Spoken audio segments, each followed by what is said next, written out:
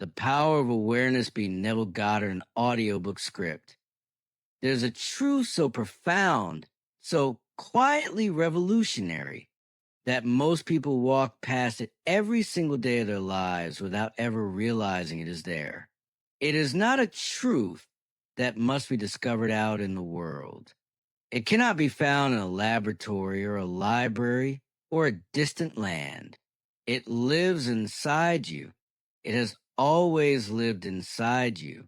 The man who first laid this truth bare for the modern world was a philosopher and mystic from the island of Barbados. A man who went by a single name, Neville. His full name was Neville Lancelot Goddard.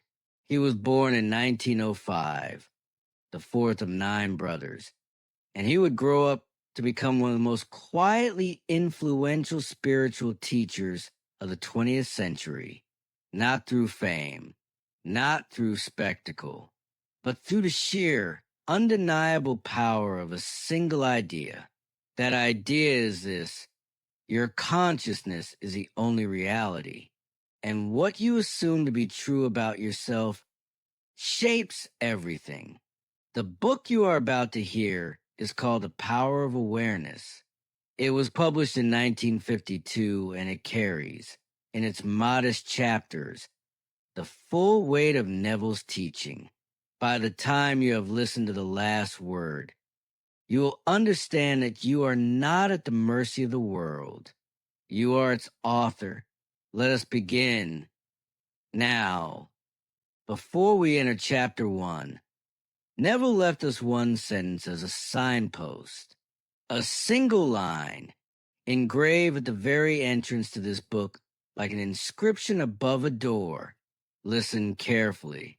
Leave the mirror and change your face. Leave the world alone and change your conceptions of yourself. That is where we begin. The book of Ephesians contains a verse that Neville loved. It reads, "All things, when they are admitted, are made manifest by the light. For everything that is made manifest is light. That light is consciousness. Consciousness is one. It manifests in countless forms, across countless levels of expression. But here is the key, and it is a key that changes everything once you truly grasp it. There is no real separation in consciousness. I am cannot be divided. Think about that for a moment. You may think yourself as rich or poor, successful or struggling, loved or forgotten. You may hold 1,000 different concepts of who you are, but the center of your being, the deep, unshakable core, remains the same regardless of any concept you hold about yourself. At the center of all manifestation, there is only one I am, and you are that I am, Neville writes. I am is a self-definition of the absolute, the foundation on which everything rests. I am is the first cause substance. I am is the self-definition of God. In the book of Exodus, when Moses asked God for a name, the answer came back, I am that I am. In the Psalms it is written, be still and know that I am God. Not a God somewhere out there. Not a God in a distant heaven. The I am that you feel right now, in this moment, the quiet, unshakable awareness that you exist, that is the living presence of God in you. I am is a feeling of permanent awareness. You may forget your name. You may forget where you are, or who you are, or what you have done, but you can never forget that you are. The awareness of being persists. It is the one thing that cannot be taken from you. And now comes the question that gives this truth its power. If I am is the cause substance of all things, what determines a particular shape of your life, your concept of yourself? If you are experiencing ill health, Neville writes, knowing the truth about cause You cannot attribute the illness to anything other than to a particular arrangement of the basic cause substance, an arrangement defined by your concept. I am unwell. This is why the prophet Joel writes, "Let the weak man say, I am strong," not as wishful thinking, not as a desperate affirmation shouted into the void, but because the I am is the cause substance of all experience. And when you rearrange it, when you shift your declaration, the outer world must follow. This principle governs every aspect of your life, be it social, financial, intellectual, or spiritual. Everything depends on your attitude toward yourself. That which you will not affirm as true of yourself cannot awaken in your world. Neville closes the first chapter with a poem by Oliver Wendell Holmes, and it is worth letting it settle into you slowly. Building more stately mansions, O my soul, as the swift seasons roll, leave thy low vaulted past. Let each new temple, nobler than the last, shut thee from heaven with a dome more vast, till thou at length art free, leaving thine outgrown shell by life's unresting sea. You are not fixed, you are not finished.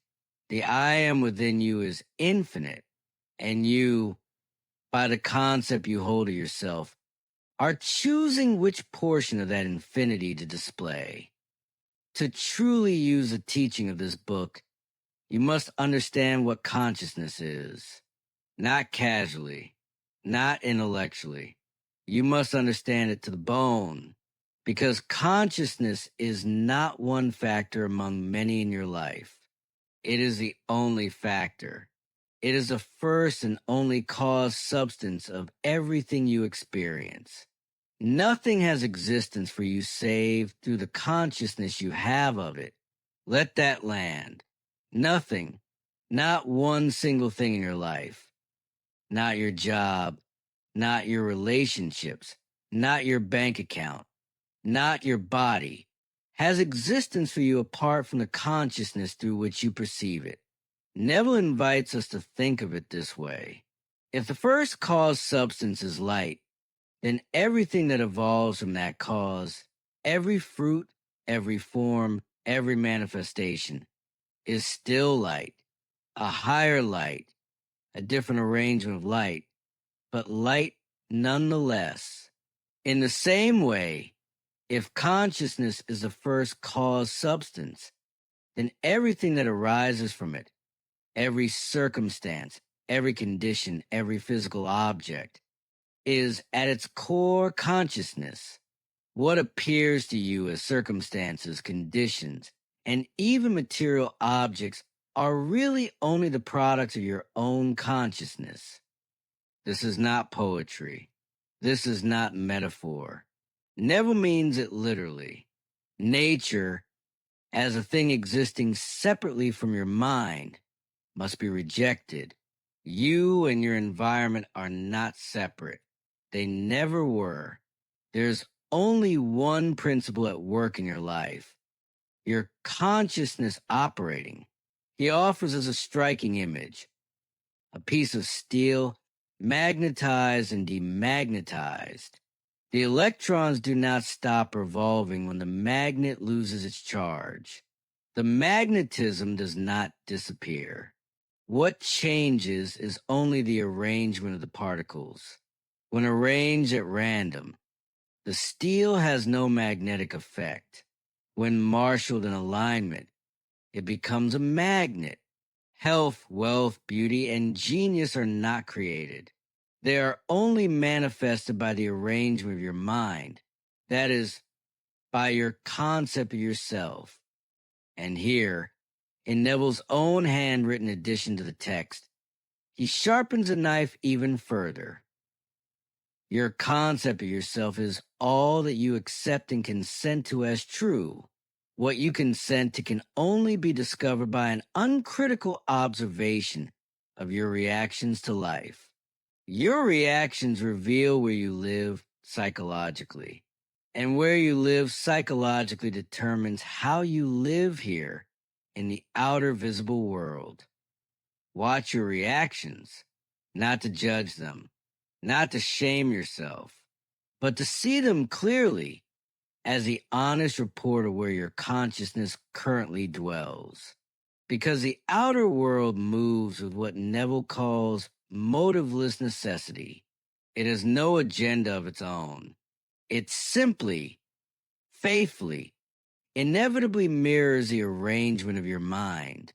And since it is you who arranges your mind, it is you who shapes the world. Man's chief delusion is a conviction that there are causes other than his own state of consciousness. Sit with those words. All that befalls a man, all that is done by him, all that comes from him, happens as a result of his state of consciousness. A man's consciousness is everything he thinks and desires and loves, all that he believes is true and consents to.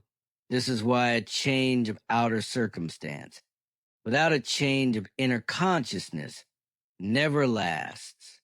Rain falls as a result of a change in temperature in the upper atmosphere.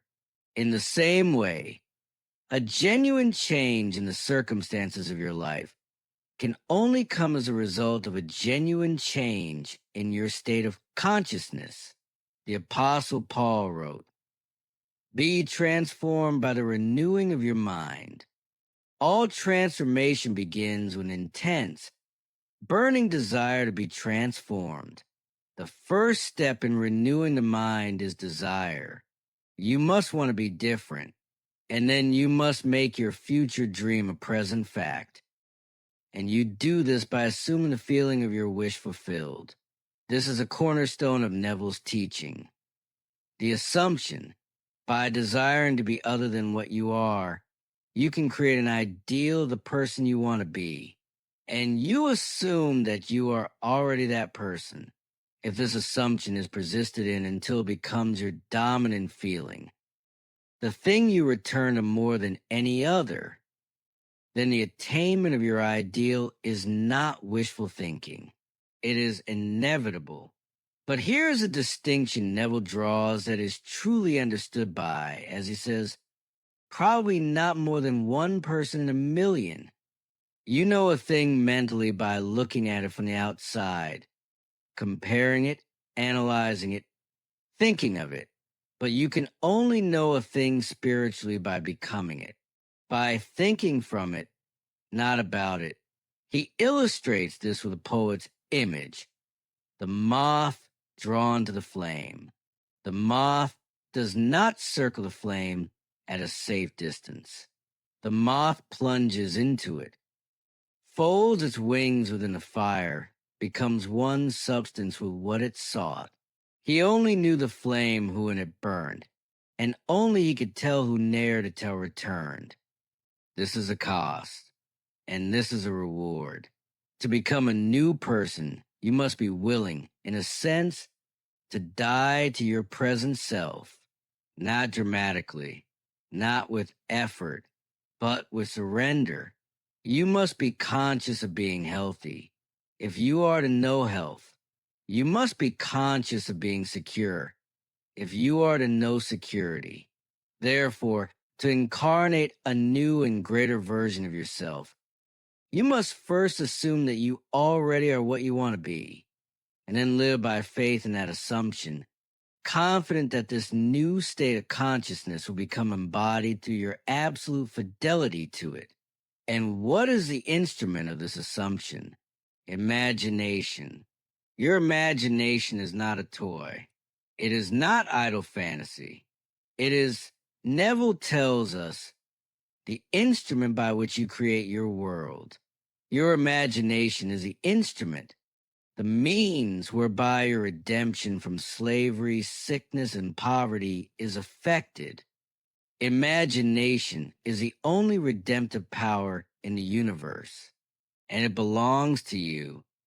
Here is something that the unawakened person never understands. When you change your consciousness and something wonderful happens in your life, the world will call it coincidence, or luck, or good timing. The people around you will invent 100 explanations for what occurred. They will not see that you built it, because the only fate governing your life is the fate determined by your own concepts, your own assumptions. An assumption, though false, if persisted in, will harden into fact. Do not misread that sentence. It is not a threat. It is a promise. It works in both directions. And it is a law as impersonal and reliable as gravity. The ideal you seek will not manifest, will not be realized. Until you have imagined that you already are that ideal, there is no escape from this and no shortcut around it. You must assume the feeling of your wish fulfilled. Everything depends on your attitude toward yourself. That which you will not affirm as true of yourself can never be realized by you. For that attitude alone is the necessary condition by which you realize your goal. All transformation is based on assumption, and assumption works only when you lay yourself completely open to it. You must abandon yourself to your ideal as fully as possible, not clinging to the old self while tentatively reaching toward the new one, but surrendering to the ideal completely. You must assume the feeling of the wish fulfilled until your assumption has all the sensory vividness of reality. Feel it, hear it, taste it. Let it fill your consciousness so completely that other thoughts are crowded out. The man who is not yet prepared for this conscious plunge is simply not yet ready to live by the law of assumption. That is fine. But for you who are ready, for you who accept this principle and are willing to live by it, the adventure of life truly begins. To reach a higher level of being, you must assume a higher concept of yourself. Through the faithful, systematic cultivation of the feeling of the wish fulfilled, desire becomes a promise of its own fulfillment. The assumption of the feeling of the wish fulfilled makes the future dream a present fact. The drama of your life is a psychological one. Every condition, every circumstance, every event in your life is brought to pass by your assumptions. And so you are, at this very moment, either a slave to your assumptions or their master. You become the master through deliberate, conscious control of your imagination. Here is how Neville describes a practice. Form a mental image of the state desired, the person you want to be, the life you want to live. Concentrate your attention upon the feeling that you are already that person. First, visualize the picture. Then feel yourself to be in that state, as though it actually formed your surrounding world. By your imagination, what was a mere mental picture is changed into a seemingly solid reality. The great secret is a controlled imagination and a well-sustained attention firmly and repeatedly focused on the object to be accomplished. By creating an ideal in your mental sphere, by assuming that you already are that ideal, you identify yourself with it, and in that identification, you transform yourself into its image. Here is where Neville's handwritten edition becomes essential. Every state is already there as mere possibilities as long as we think of them, but as overpoweringly real when we think from them. Think of your desire. Think from it. When you think of a desired state, you observe it at a distance. When you think from it, you inhabit it. You are inside the house, not standing on the street, looking at the windows. The ancient teachers called this state of dwelling in the wish fulfilled resting in the Lord. And the only true test of whether you are truly resting is that you are inevitably transformed into the image of that in which you rest. The truth that sets you free is that you can experience in imagination what you desire to experience in reality. And by maintaining this experience in imagination, your desire will become an actuality.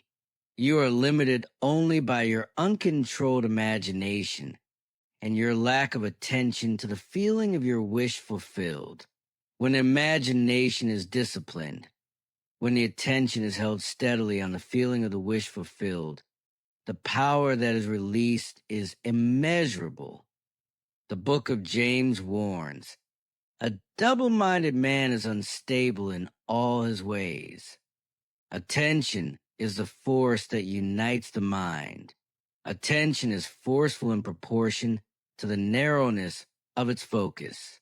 When it is obsessed, fully, singularly, completely obsessed with one idea, one sensation, one state, it becomes extraordinarily powerful. And an idea is endowed with power only in proportion to the degree of attention fixed on it. This is not a soft teaching. It demands something of us. When you know what you want, you must deliberately focus your attention on a feeling of your wish fulfilled until that feeling fills the mind and crowds all other ideas out of consciousness. The power of attention is the measure of your inner force. Concentrated observation of one thing shuts out other things and causes them to disappear. All progress depends on an increase of attention. The ideas that impel you to action are the ones that dominate your consciousness, the ones that possess your attention. Paul, in his letter to the Philippians, expressed this principle when he wrote, "This one thing I do, forgetting those things are behind, I press toward the mark." This one thing. To the person who does not understand, this will seem like fantasy. But the truth is that all progress comes from those who do not accept the world as it is, who dare to imagine it as it could be. Your imagination is you yourself, and the world as your imagination sees it is the real world. Neville then offers a practice, one that is deceptively simple but quietly powerful. Each night, in the interval between waking and sleep, practice reviewing the events of your day in reverse order. Start with the last thing you did, getting into bed, and move backward through each moment until you reach the first event of the morning, getting out of bed. This is not easy. The mind wants to wander, to drift, to follow its own casual associations. But as you persist night after night, this exercise develops the muscle of attention. It strengthens your ability to direct your mind with intention rather than surrendering it to habit. If you persist night after night, sooner or later you will awaken in yourself a center of power and become conscious of your greater self, the real you. Attention, developed through consistent practice, becomes a faculty of extraordinary ability, one that you can then direct toward the deliberate shaping of your life. Now we come to a chapter that brings the teaching out of the abstract and plants it firmly in the soil of real, everyday life. Researchers at Princeton and Dartmouth conducted experiments that proved something extraordinary about human perception. What you see when you look at something depends not so much on what is there as on the assumption you make when you look. The world we believe to be solid, physical, and objective is actually what Neville calls an assumptive world. Our expectations and assumptions determine what we perceive, and therefore what we experience. Ralph Waldo Emerson, writing over a century before these experiments, expressed the same truth beautifully. As the world was plastic and flew in the hands of God, so is ever to so much of his attributes as we bring to it. To ignorance and sin, it is flint, but in proportion as a man has anything in him divine. the firmament flows before him and takes a signet and form. Your assumption is a hand of God molding the world into the image of that which you assume. To illustrate what this looks like in practice, Neville tells a story of a costume designer. She came to him convinced that her employer, a prominent theatrical producer, was unjust, rude, and unfair to her. Neville listened, and then he told her something she did not expect. He said that if she found her employer rude and unfair, it was a sure sign that she was the one in need of a new attitude, because her employer was merely bearing witness, telling her by his behavior what her concept of him was. He asked her a simple question when she was on her way to work. What did her inner conversations with this man sound like? She confessed that every morning on her commute, she told him exactly what she thought of him, in ways she would never dare say aloud. The intensity and force of these mental arguments automatically established his behavior toward her. Neville explains it this way. Others only echo that which we whisper to them in secret. She agreed to change, not to change him, to change herself before sleep each night, and at various moments during the day. She would imagine that he had congratulated her on her fine designs, and that she had thanked him warmly for his praise. Within a short time, her employer's behavior reversed completely. His attitude now reflected her changed concept of him. She had not manipulated him. She had changed herself, and the world, as it always does, rearranged itself to mirror her new inner reality. It is not facts, but that which we create in our imagination, which shapes our lives. There's a verse in the Sermon on the Mount that is often misunderstood. Resist not evil. Neville offers a clarification that is both simple and profound. There's a great difference between resisting evil and renouncing it. When you resist evil, you give it your attention. You continue to make it real. You push against it, argue with it, fight it. And in doing so, you feed the one thing it needs to persist, your focus. When you renounce evil, you take your attention from it entirely and give your attention to what you want. This is not passivity. It is the highest form of action. You give beauty for ashes when you concentrate your attention on things as you would like them to be rather than on things as they are. You give joy for mourning when you maintain a joyous attitude regardless of unfavorable circumstances.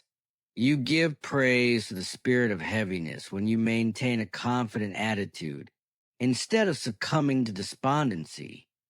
Neville uses the image of a vine, wild, tangled, its energy wasted on useless branches.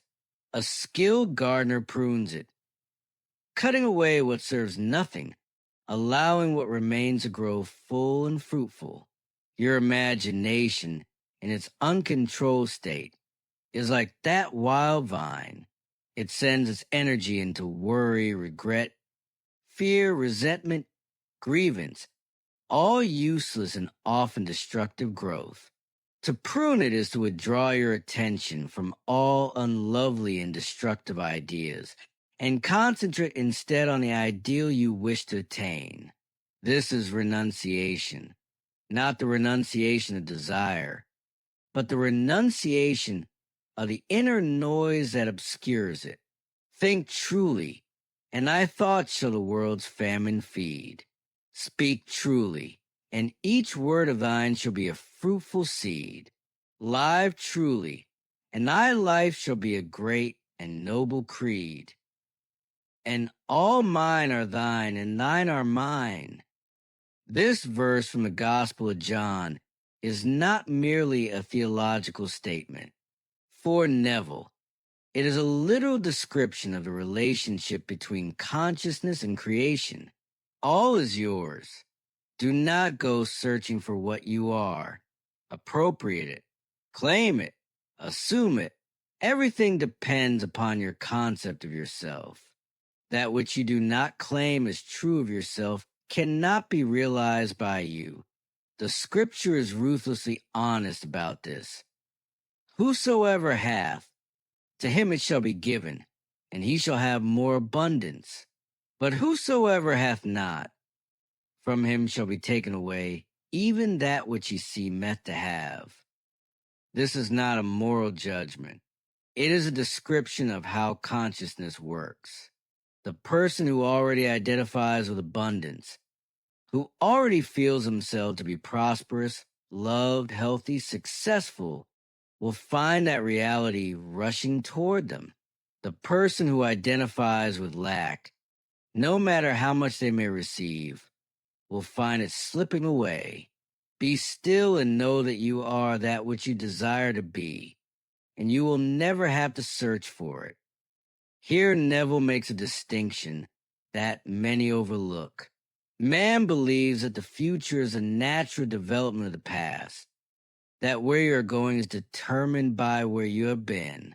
But the law of assumption shows that this is not the case.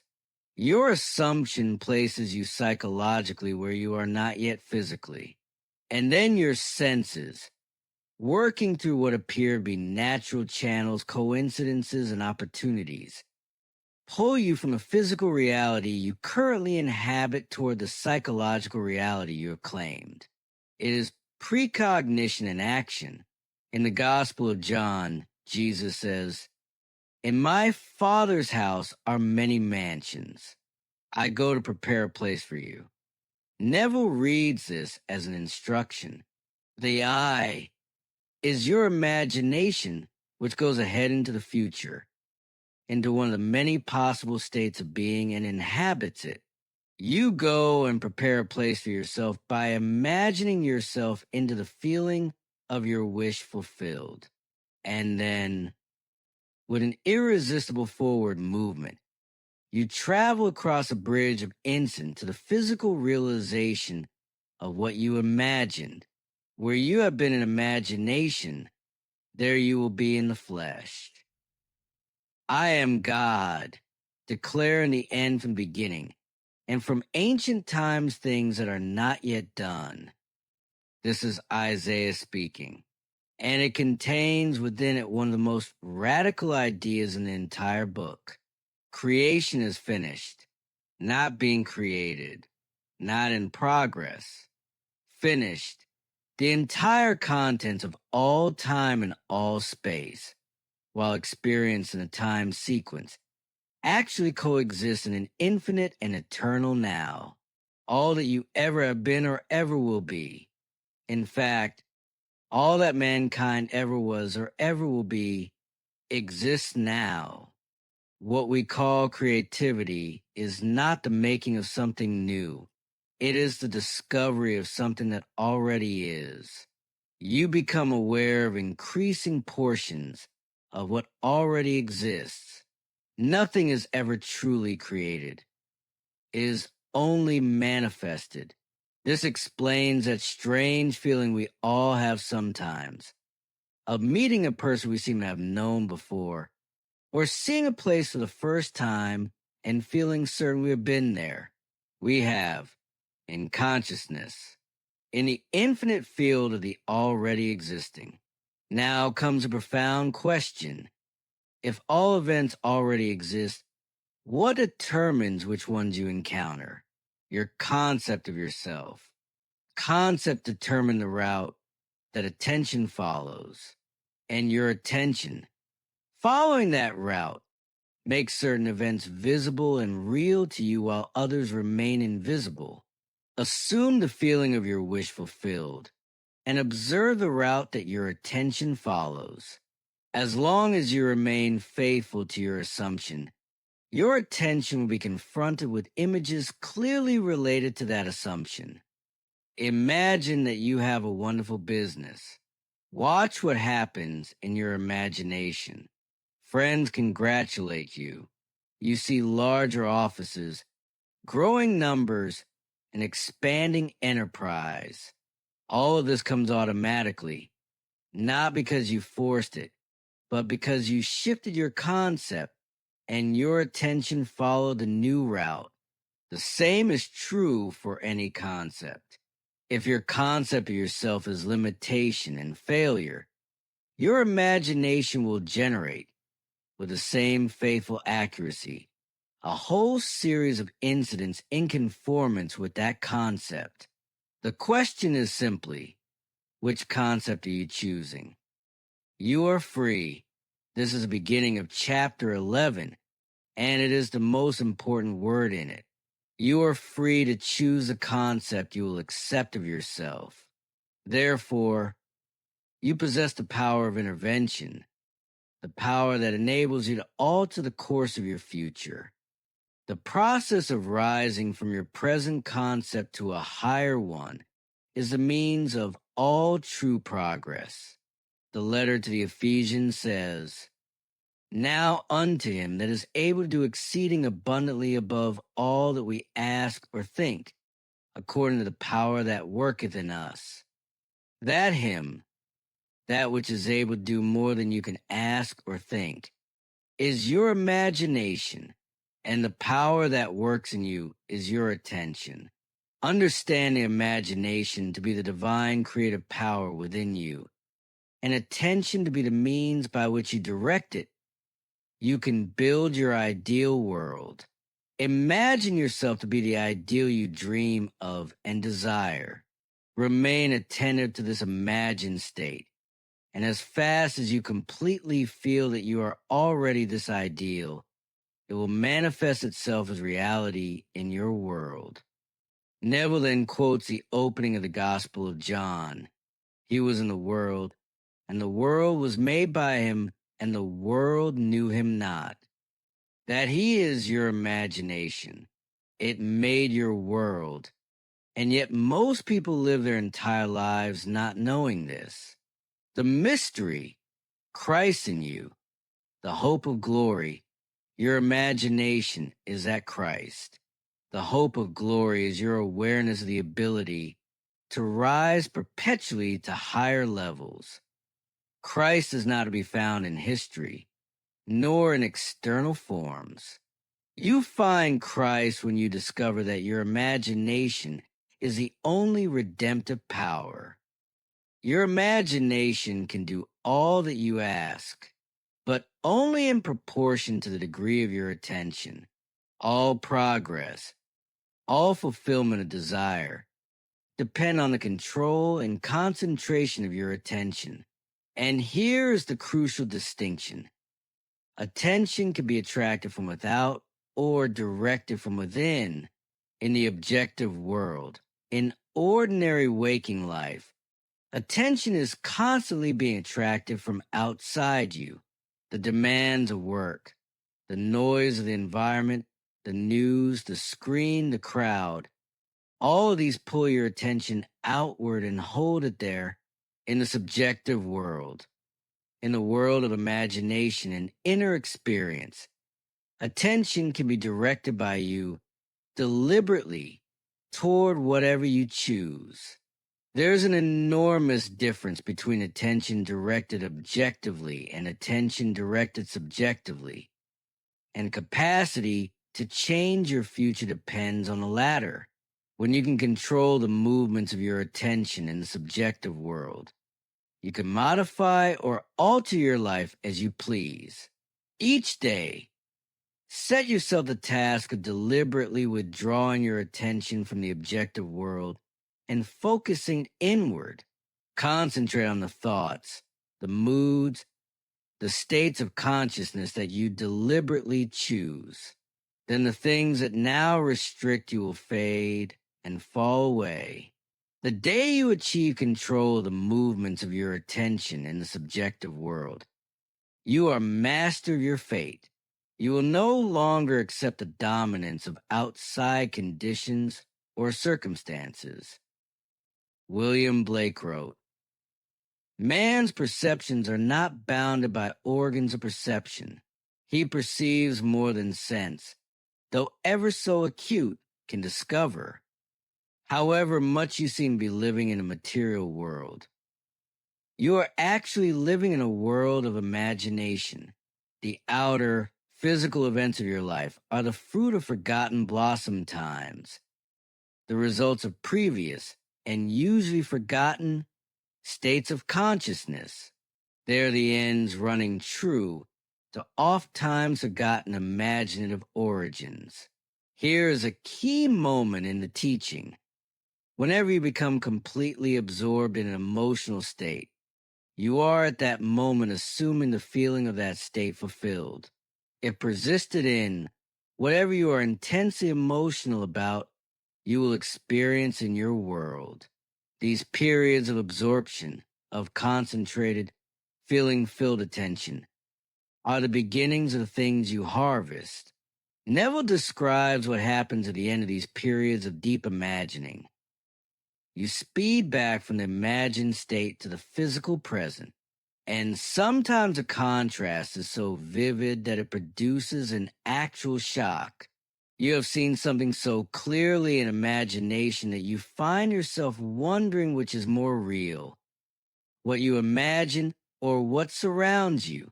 This shock reverses your time sense. Instead of your future being continuation of your past, it becomes a result of where you have been in imagination. The man who can assume whatever state he pleases has found the keys to the kingdom of heaven. The keys are desire, imagination, and a steadily focused attention on the feeling of the wish fulfilled. The windows of heaven open not by force of will, but by the completeness of acceptance.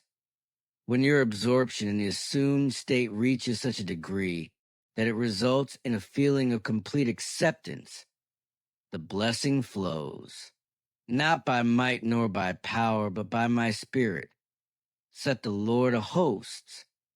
Assume the spirit, the feeling of the wish fulfilled, and you will have opened the windows to receive the blessing. There is a principle in physics called the principle of least action. It states that in nature, things move from one state to another using the minimum of energy in the minimum of time, the path of a planet, the arc of a pulse of light. Nature is, in its essence, effortless. Neville applies this principle to the movement of consciousness. In moving from your present state to the state desired, you must use the minimum of energy and take the shortest possible time. The journey from one state of consciousness to another is a psychological one, and the psychological equivalent of least action is mere assumption. Assumption works by attention minus effort. With least action, through assumption, you hurry without haste. You reach your goal without struggle, because creation is finished. What you desire already exists. It is excluded from your view, because you can only see the contents of your own consciousness. An assumption calls back the excluded view.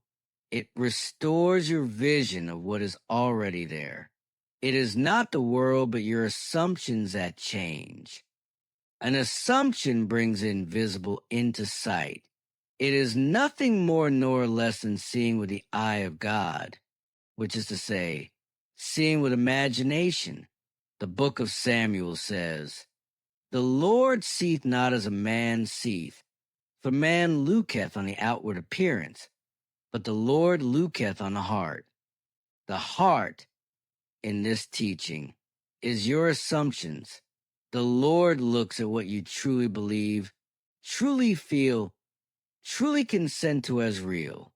And what the Lord sees, the Lord creates. Watch your assumptions with all diligence, for out of them are the issues of life. The future must become the present in your mind if you would wisely operate this law. The future becomes the present when you imagine that you already are what you will be when your assumption is fulfilled. Be still and know that you are that which you desire to be. The end of longing should be being. Translate your dream into being. Perpetual construction of future states without the consciousness of already being them. Picturing your desire without actually assuming the feeling of the wish fulfilled is a fallacy and the mirage of mankind. It is simply futile daydreaming. The assumption of the wish fulfilled is a ship that carries you over the unknown seas to fulfillment of your dream. Neville calls the assumption the crown of all mysteries, the highest use of consciousness.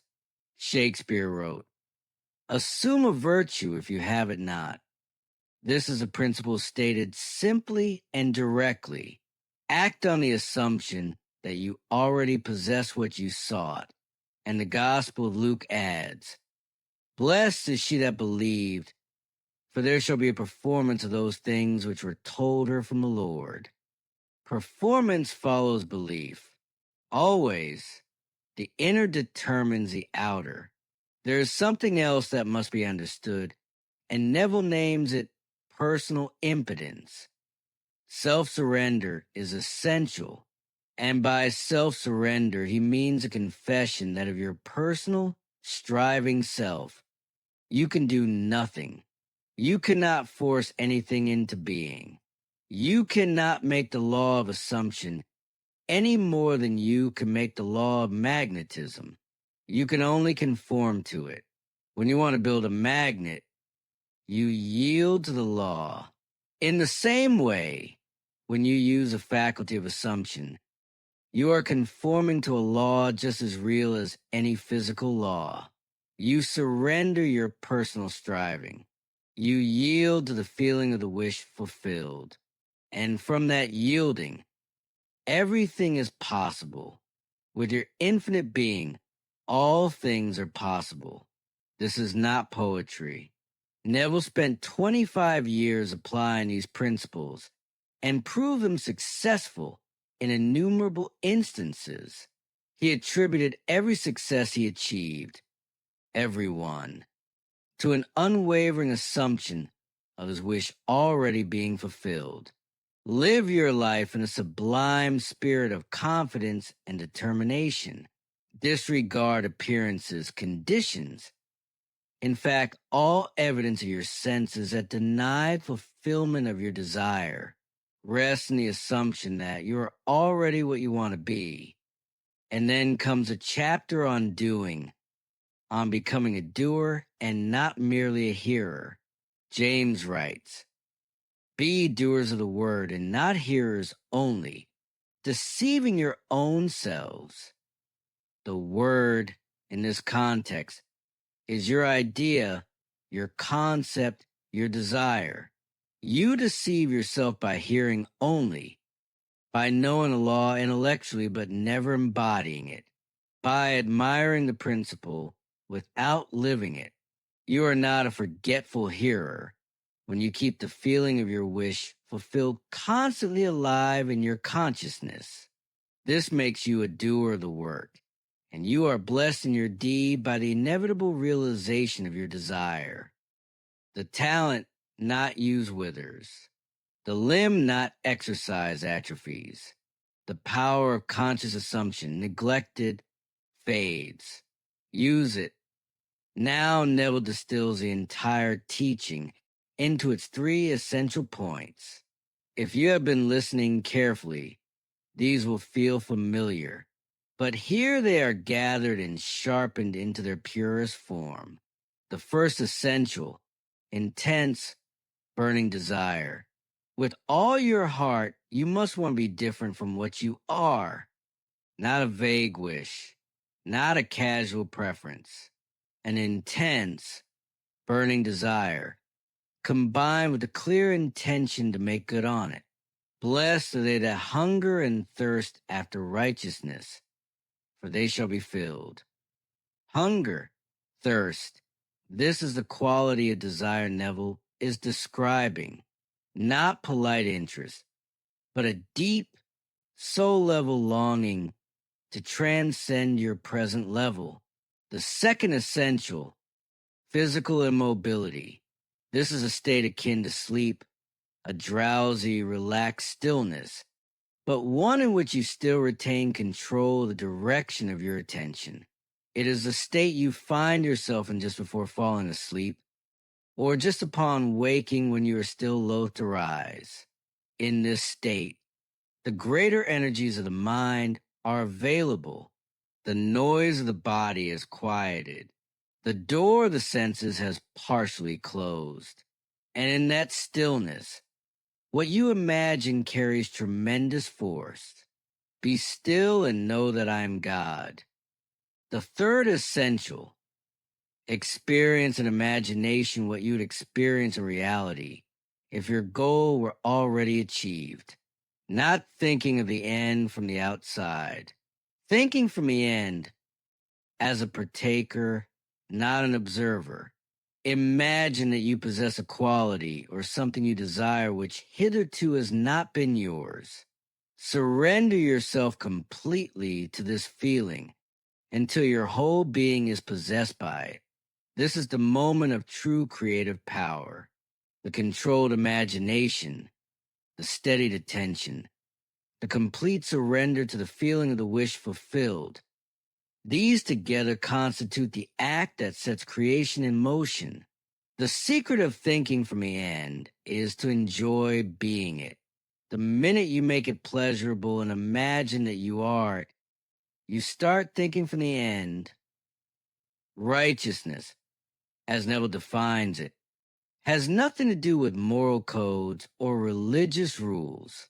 Righteousness is the consciousness of already being what you want to be. Sin, in the same framework, means to miss the mark, not to attain your desire, not to be the person you want to be. Is sinning. It is a description of a psychological state, not a moral condemnation. Only by righteousness, only by entering the consciousness of already being what you want to be, can you be saved from the missing of the mark. One of the most common pitfalls is focusing your attention on things.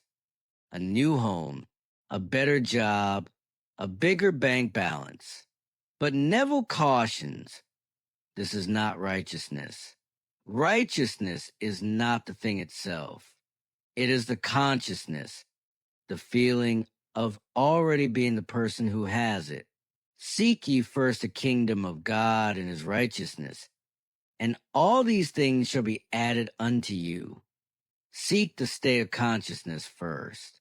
The things follow automatically. And on the question of free will, people often ask, what should I do between the assumption of the wish fulfilled and its realization? Neville's answer is almost shocking in its simplicity. Nothing. It is a delusion that, other than assuming the feeling of the wish fulfilled, you can do anything to aid the realization of your desire. Everything happens. Your assumptions, conscious or unconscious, direct all thought and action toward their fulfillment.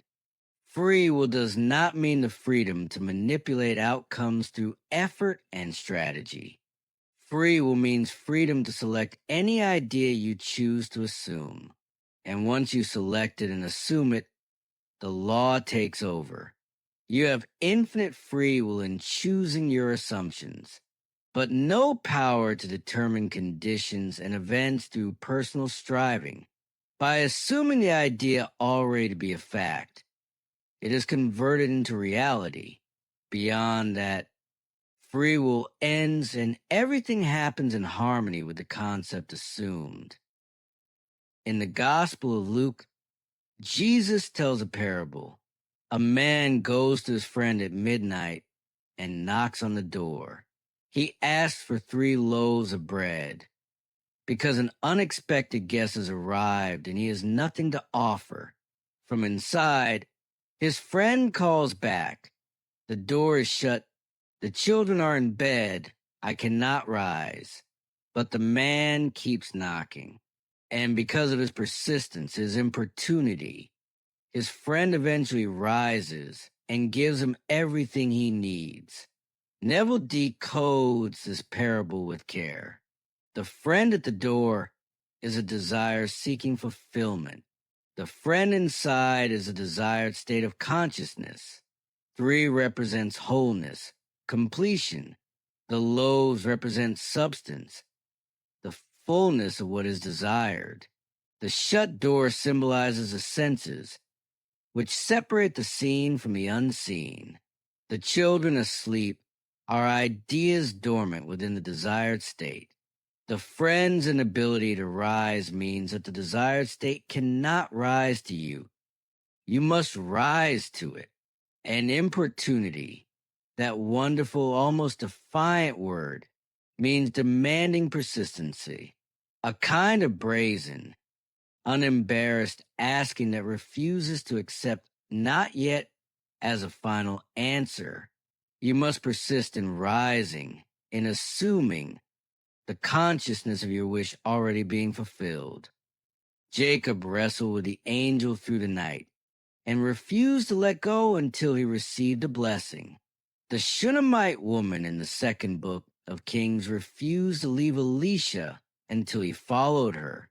The widow in the parable refused to stop coming to the judge until he granted her justice. Persistence, not desperate repetition. Persistent assumption. Persistent return to the feeling of the wish fulfilled. Return to it again and again, not for hours at a time, but frequently. Make it familiar. Make it feel like home, because that which is familiar to you becomes natural, and that which is natural to you becomes your life. And now we come to the stories. These are not parables. They are not illustrations invented to make a point. These are accounts of real people who applied this law and experienced real results. Neville was either personally involved in each of them or heard the details firsthand from the person involved. Listen not just to what happened, but to how it happened. Notice the inner process in each case. Notice the simplicity. Case history 1. The soldier in the spring of 1943. A young soldier was stationed in a large army camp in Louisiana. He desperately wanted to be discharged, but only honorably. He applied through proper channels. Within 4 hours, the application came back marked disapproved. The decision of his commanding officer was final. There was no appeal.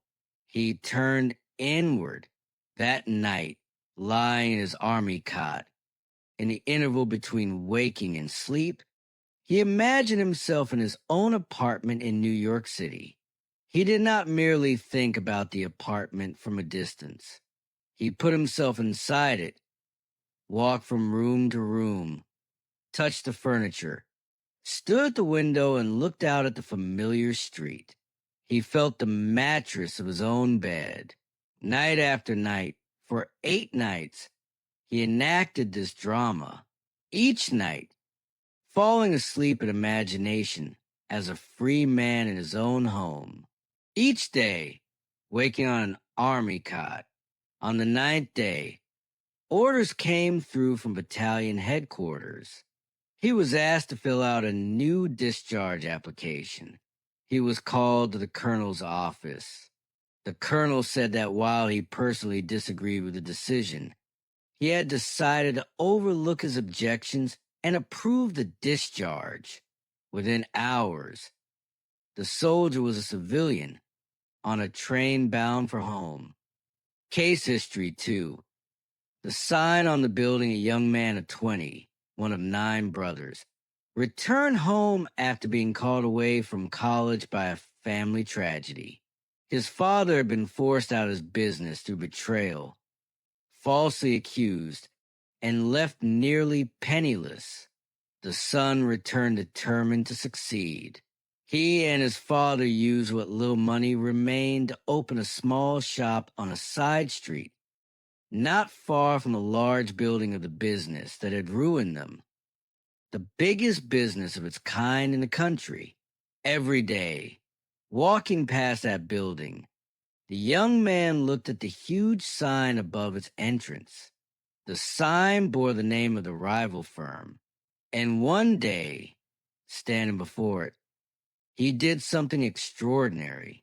He looked at the sign with his eyes wide open, and in imagination, he saw a completely different name, his family's name, where the sign read the rival firm's name. He saw his own family's name, letter by letter, painted in large, bold characters. Twice a day, week after week, month after month, for 2 years, he saw his family's name on that sign. He told only one person, his mother, who, out of love, gently tried to discourage him from setting himself up for disappointment. He persisted. 2 years later, the large company failed. The building went up for sale. On the day of the auction, the son seemed no closer to owning it than ever. They had worked hard. They had the trust of their customers. But they had nothing like the capital required, nor did they have any source from which to borrow it. Other wealthy buyers were prepared. And then, on the actual day of the sale, a man, nearly a total stranger, walked into their shop. He had been watching them for some time. He admired their ability, believed in their integrity, and said that supplying the capital for them to expand was a sound investment for him. That very day, the building was theirs. Today, the family owns not only that business, but many of the largest industries in the country. Case History 3. The boy and the dog, a 9-year-old boy, sat quietly in a corner of Neville's apartment, apparently absorbed in a toy truck, while Neville explained the law of assumption to the boy's grandmother.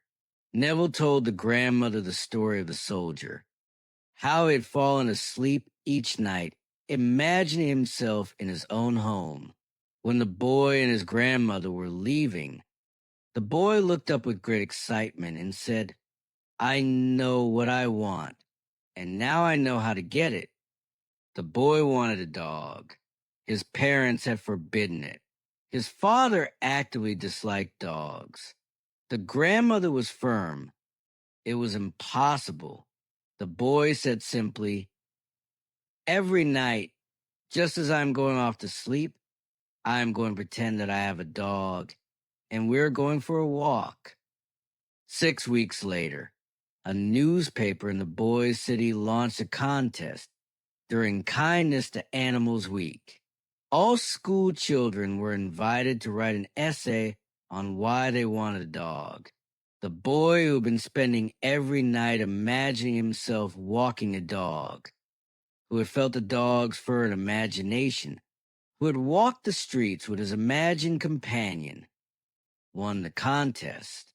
He was awarded a beautiful collie puppy in a public ceremony with pictures in the newspaper, full of the pride of genuine achievement. His parents, who would have refused a purchased dog, who had given away a gifted dog, in the face of this, found their hearts changed. They let him keep it, and the dog was a collie, exactly the breed the boy had set his heart on.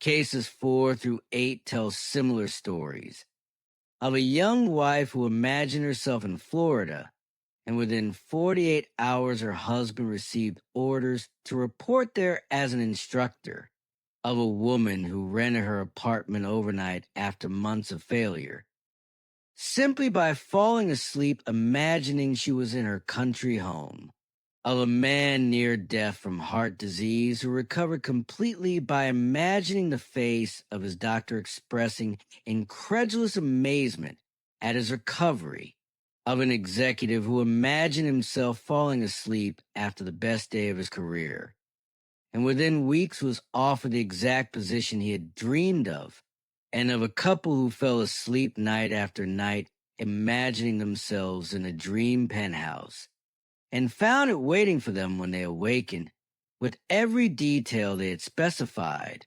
In every case, the process was the same: a clear desire, a vivid imagination, a faithful assumption, and persistent occupancy of the feeling of the wish fulfilled. In every case, the result came not through force, not through manipulation, but through the effortless unfolding of a law as reliable as any in nature. Neville does not hide from failure. He gives it its own chapter. If you faithfully apply this law, if you persist and still do not attain your desire, what is the reason? The answer is direct. The time it takes your assumption to become fact is directly proportionate to the naturalness of your feeling of already being what you want to be. If it does not feel natural to you to be what you are imagining, you will not be it. Not because the law fails. The law never fails. But because the feeling of naturalness is the mechanism by which the law operates. And if that feeling is absent, if deep down you do not believe it, do not feel it as natural and real, then the assumption has not truly been made. How do you cultivate the feeling of naturalness? Through imagination, through persistent, repeated, pleasurable occupation of the assumed state. Neville offers a disarming illustration. Imagine that you are chained to a heavy iron bench. In that state, it would not be natural for you to run, but you can easily imagine yourself running. And in that moment, while your consciousness is filled with the imagined running, you have forgotten that you are bound. In imagination, your running is completely natural. This is a practice. Fill your consciousness with what you want to be until it feels natural, until it feels like home. Progress can spring only from your imagination, from your desire to transcend your present level. You may fail to achieve or sustain a particular state of consciousness. You may have to return again and again, but the law itself never fails. The certainty of its truth must remain, even in the face of disappointment, because failure is not a sign that the law is false. It is a sign of an error or weakness in consciousness, and consciousness can always be strengthened. Press on. The time it takes your assumption to become reality is proportionate to the naturalness of being it. The letter to the Hebrews contains a great definition. Faith is the substance of things hoped for, the evidence of things not seen. Notice the precision of this. Faith is not merely hoping. It is not wishing. It is the awareness of the reality of what you hope for. The deep conviction that the thing you have not yet seen in your physical world nevertheless exists. It has substance.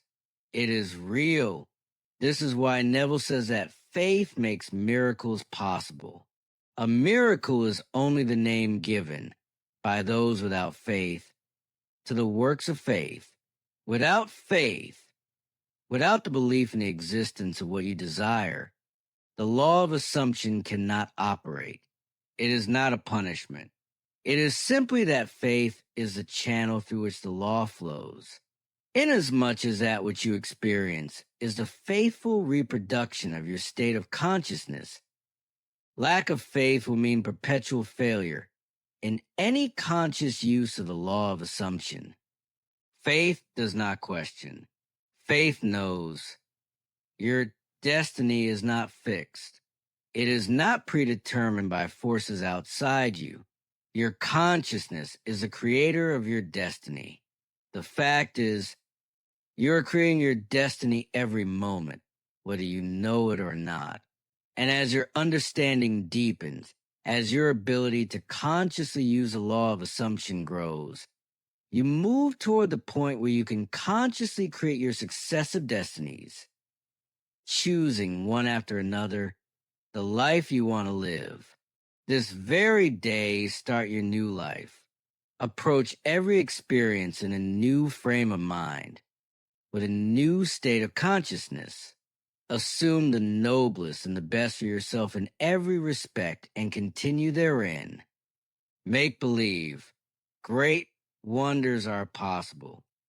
And then the final chapter, reverence.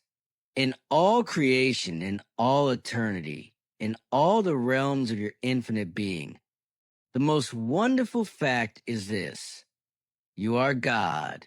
You are the I am that I am, not in arrogance, not in presumption, but in the deepest, most humbling, most awe-inspiring sense. You are consciousness. You are the creator. This is the mystery known by the seers, the prophets, and the mystics throughout the ages. This is the truth you can never know merely with your intellect. You can only feel it. You can only be aware of it. Becoming aware of it, one great emotion permeates your being. You live with a perpetual feeling of reverence.